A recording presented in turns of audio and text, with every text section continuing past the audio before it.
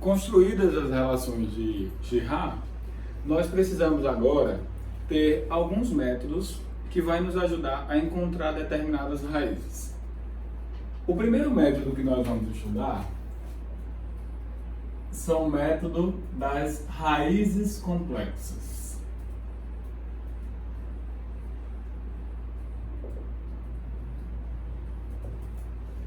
O que é que nós vamos buscar? Suponha que você tem um polinômio de coeficientes reais, certo? Então você tem lá um polinômio ANXN, AN menos 1, x elevado a n menos 1, AX, A0, e você está supondo que todos os coeficientes AIs que aí existem são reais. O nosso teorema diz o seguinte: se Z igual a A mais BI é raiz de P de X, então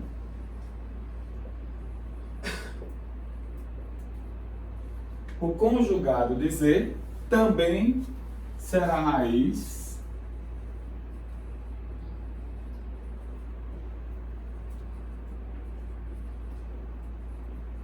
de P de X. Demonstração simples, desde que você conheça as propriedades do conjugado. Essa demonstração é tranquila. Por quê? Porque você está supondo que esse cara é raiz, certo? Mas se esse cara for raiz, eu posso substituir no polinômio e o valor numérico do polinômio precisa dar 0. Então eu teria o seguinte: utilizando da hipótese de que ele é raiz, eu teria AN Z elevado a N mais AN menos 1 Z elevado a N menos 1 A Z mais A0 igual a 0, porque ele é raiz. Se dois números são iguais, então eu posso dizer o seguinte: o conjugado deles também são iguais. Então você está dizendo o seguinte, né? Se eu tenho 2 igual a 2, então o conjugado de 2 é igual ao conjugado de 2. Se eu tenho 2 mais 3i igual a 2 mais 3i, então o conjugado de 2 mais 3i é igual ao conjugado de 2 mais 3i. Eu já posso dizer isso aqui, né? Vou aplicar o conjugado. Eu teria que o conjugado desse cara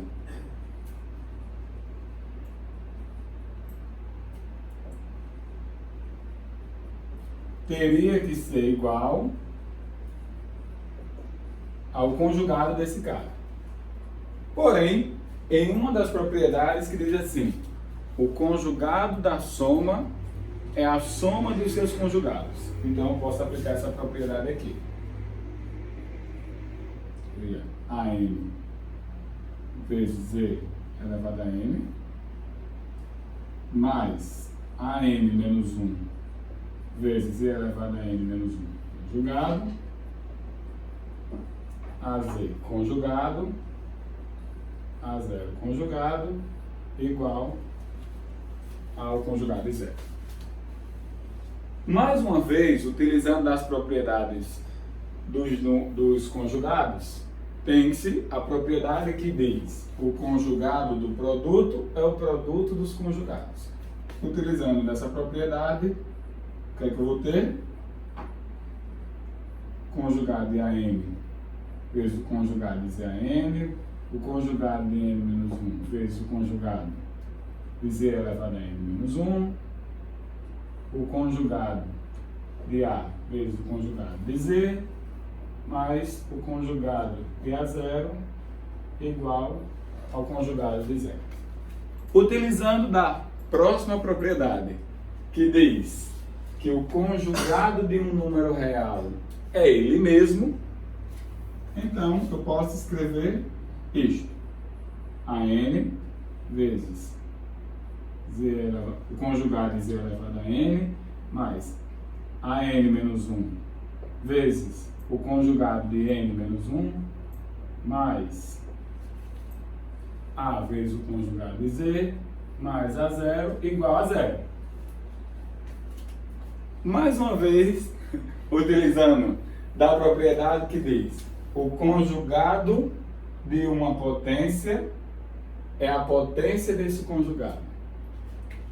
Então, o que é que eu vou ter? AN. O conjugado de Z, AN. AN menos 1. O conjugado de Z, N menos 1.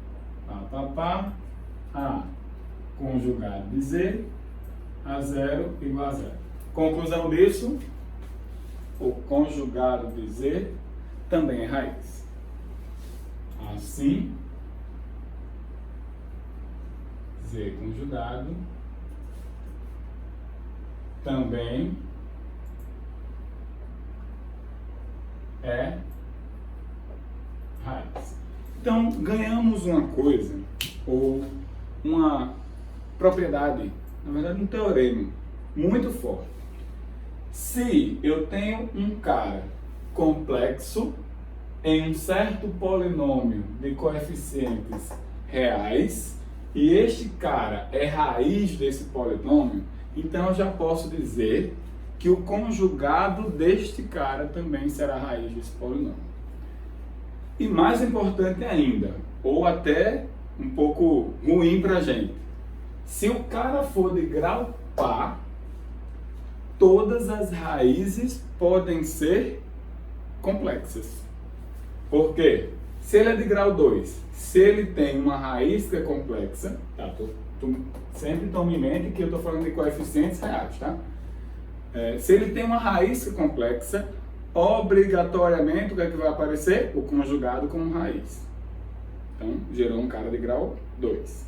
Se ele é de grau 4, se uma raiz é complexa, o conjugado é. Se outra raiz é complexa, o conjugado é. Isso é um pouco ruim para a gente tentar achar alguns casos de raízes. Mas é um cara importante, porque se é fornecido para a gente duas raízes complexas, na verdade são fornecidas 4. Desde que esse cara seja um polinômio de coeficientes reais. Tá?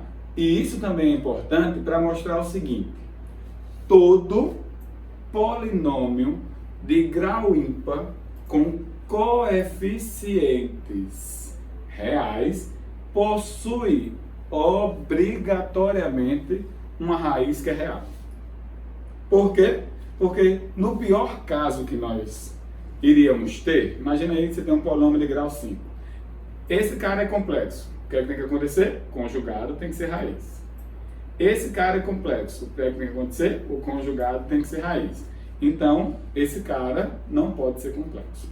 Então, isso também é uma coisa importante para garantir o seguinte: toda vez, e aí vamos botar isso como uma OBS, tá? Vamos botar isso como uma observação. Todo polinômio de grau ímpar e coeficientes reais tem obrigatoriamente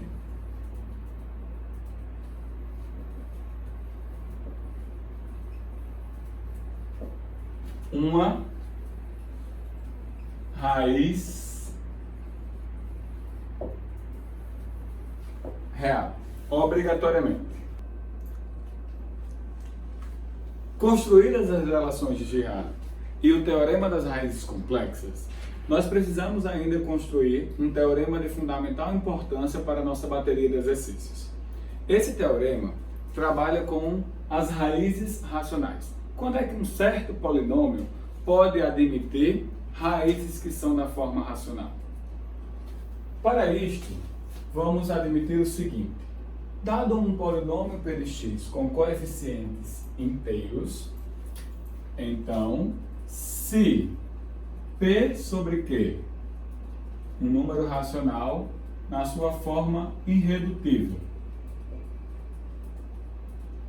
é raiz de p de x, então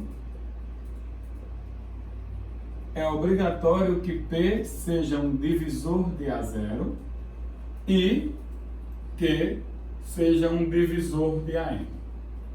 Bom, por que isso de fato é verdadeiro? Vamos fazer essa demonstraçãozinha e assim nós vamos encerrar a nossa parte de polinômios e equações algébricas.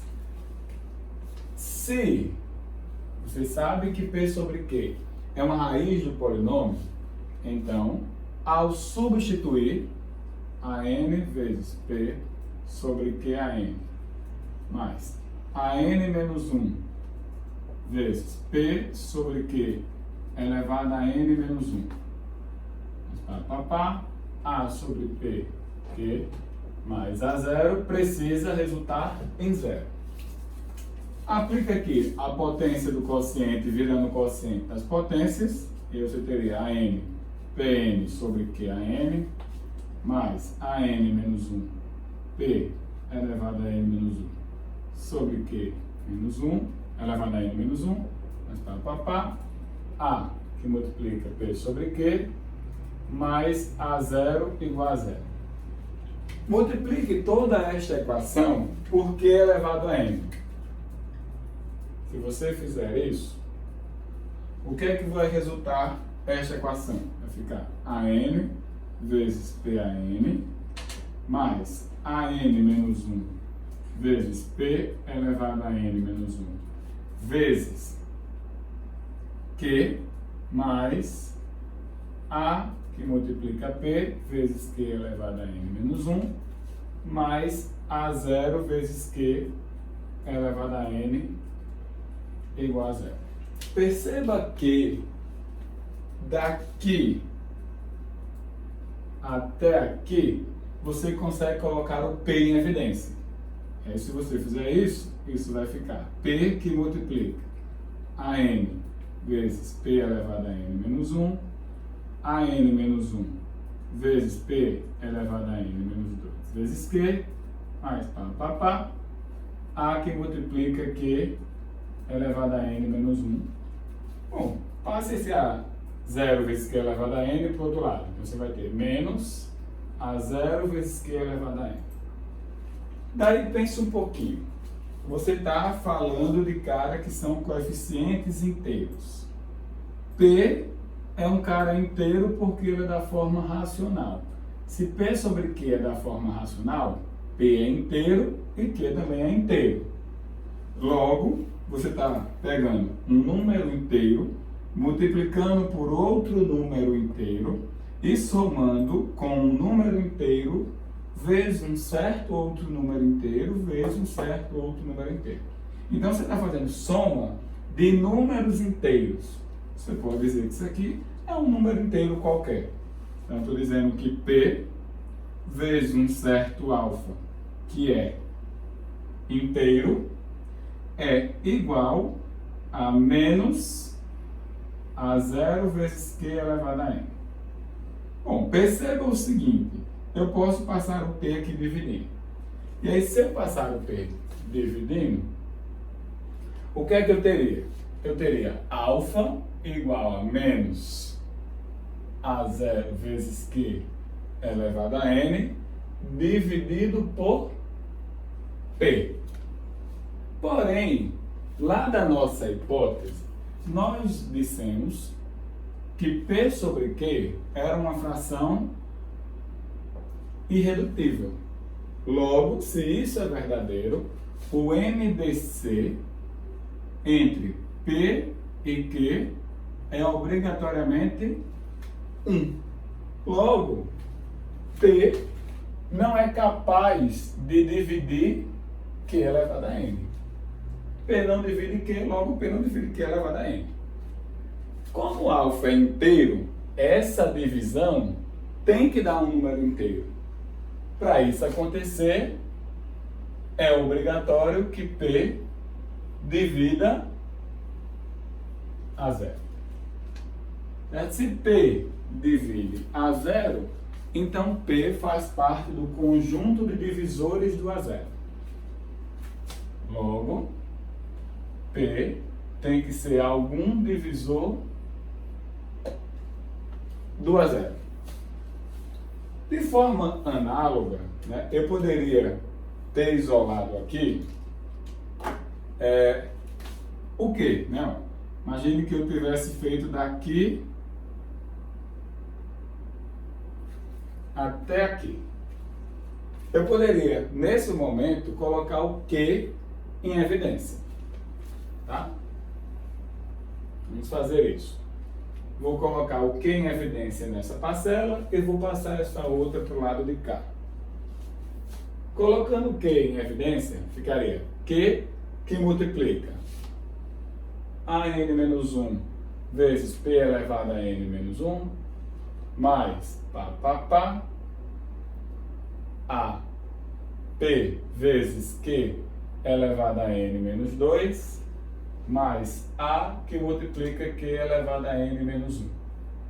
Igual, vamos passar esse cara aqui para o outro lado. A menos a n P elevado a n. Aí, do mesmo motivo que nós concluímos que essa soma aqui tinha que ser um número inteiro, essa soma aqui também tem que ser um número inteiro e vou chamar de beta inteiro. Por quê? Porque você está produto de dois números inteiros dá um número inteiro. Soma de números inteiros dá um número inteiro. Logo, você está dizendo com isso que Q vezes beta precisa resultar em menos a n vezes P a n. Se você isolar o beta, beta é da forma menos a n vezes P elevado a n dividido por Q. Só que Q é coprimo com P. Se ele é coprimo com P, Q não divide P. Logo, Q não divide P elevado a n. Porém, beta é inteiro. Então, essa divisão tem que dar um número inteiro. Portanto, Q tem que dividir A elevado a n. Assim, Q divide A elevado a n. A elevado a n. A n. Se Q divide a n, então Q faz parte do conjunto dos divisores de AN. Q é um possível divisor de AN. E assim você acaba de mostrar o seguinte: se um polinômio possui coeficientes inteiros e possivelmente ele admite uma raiz que é racional, isso só acontece se o numerador desta raiz é um divisor do termo independente e o denominador desta raiz é um divisor do coeficiente dominante. Por exemplo, imagine que você pegou o seguinte polinômio: 2x ao cubo menos 3x quadrado mais x menos 2. Vou botar menos 2 aqui. Vou botar menos 1. Certo? Primeira coisa, vamos começar a juntar algo que nós aprendemos. Esse cara é um polinômio de grau ímpar, obrigatoriamente com coeficientes reais, concorda? Se ele tem coeficientes reais, eu posso admitir que, sem dúvida, ele tem uma raiz que é real. Por quê? Porque se uma raiz é complexa, o seu conjugado também deve ser raiz. Logo, se uma das raízes possivelmente fosse complexa, o conjugado teria que aparecer como outra raiz. E sobraria uma terceira raiz que não poderia ser complexa. Obrigatoriamente teria que ser real. Então você já sabe disso. Supondo aqui que agora você analise ainda mais além do que isso. Todos os coeficientes, eles são inteiros. Então, se as raízes fossem até o conjunto dos números racionais, ela teria que satisfazer aquelas condições. Se ela não for racional, obrigatoriamente ela seria irracional, porque você já sabe que ela é real. Se ela for racional, o que é que tem que acontecer? P tem que ser possivelmente os divisores de menos 1, que seria mais ou menos 1. Q teria que ser os divisores de 2, que seria mais ou menos 1, mais ou menos 2. Logo, P sobre Q tem as seguintes possibilidades. Divisores de menos 1 dividido pelos divisores de 2, que vai resultar no seguinte conjunto. Esse cara dividido por esse, mais ou menos 1. Esse cara dividido por esse, mais ou menos 1 sobre 2.